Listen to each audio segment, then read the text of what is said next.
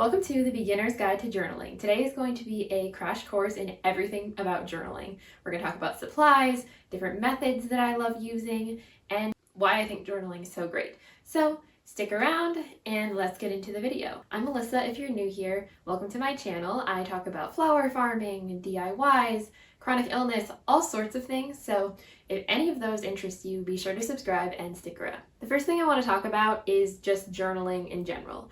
I started journaling when I was 7 years old, which is kind of crazy to think back on. Now I'm like, wait, do 7-year-olds journal? But I have them from 2004, and it's just so crazy to look back on and see like what I wrote at age 7. So that's when it began. Someone gave me a journal for Christmas, and I've continued the habit throughout my life.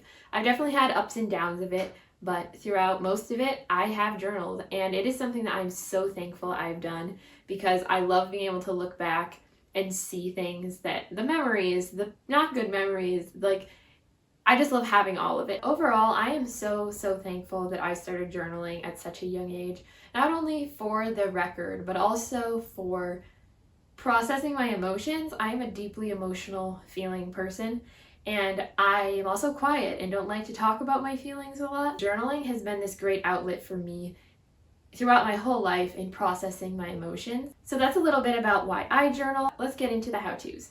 First, we're going to talk about what supplies you need to start journaling. Of course, you don't need much. You need a journal and a pen. You don't even need an actual journal. You could literally just have scrap paper and use that. So I just love having a journal because it's nice and neat and all in one place. So this is a standard size journal, I would say, but they come in all shapes and sizes.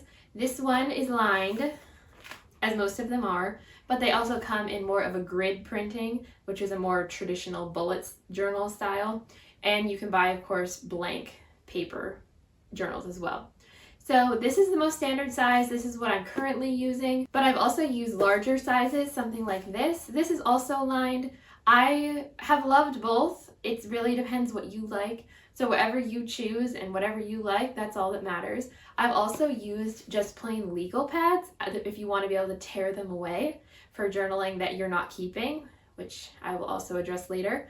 So those are the different paper options. You just need to figure out whichever one works best for you and what size and shape and style and format you like. And of course, you need something to write with, any pen, any pencil, but in my opinion, you need one that you love to write with.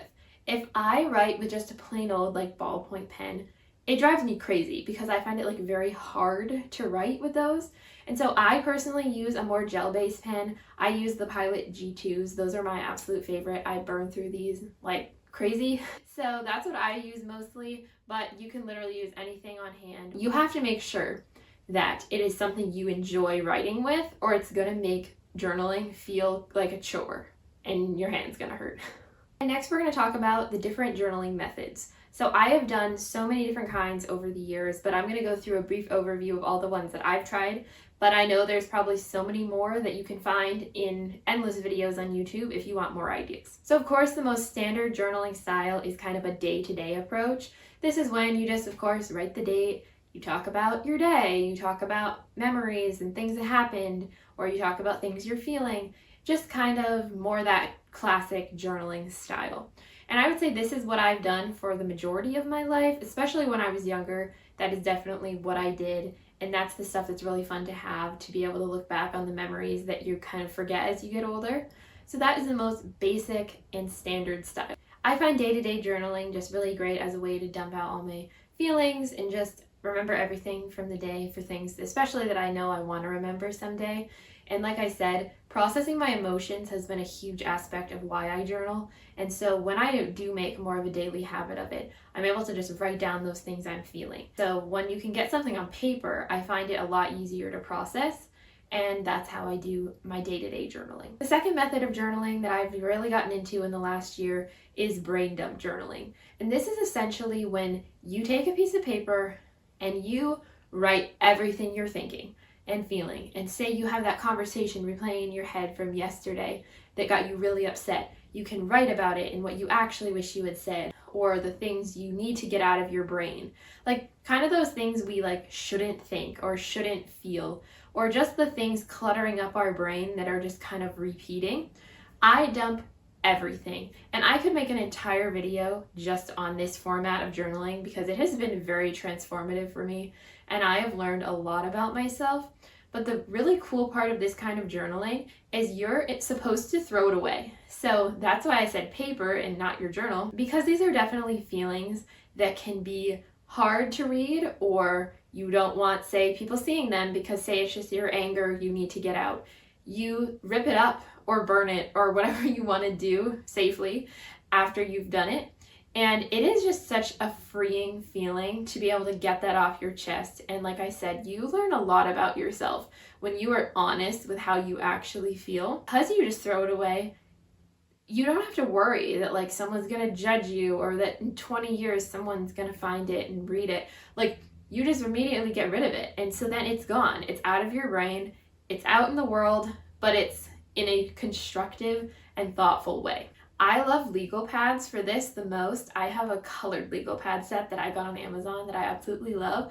I'll link it in the comments in case anyone else wants it too. That way you just rip it off, rip it up, it's gone. It is definitely a transformative experience and I highly recommend that method. And the third method that I'm going to talk about today is journal prompts.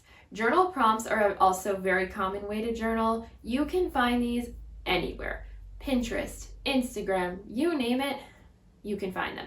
You just search journal prompts on Pinterest, for instance, and you are going to have endless results come up. And this is usually a question-based journaling method. So it might say, what is one thing that I want to accomplish by the end of this year? Or what's one way I could create some joy in my life today? Like, they can be simple like that, or you can also look up very specific themed journal prompts as well. Like, say, grief, growing, or any phase of life that you find yourself in. You can find journaling prompts that surround that topic.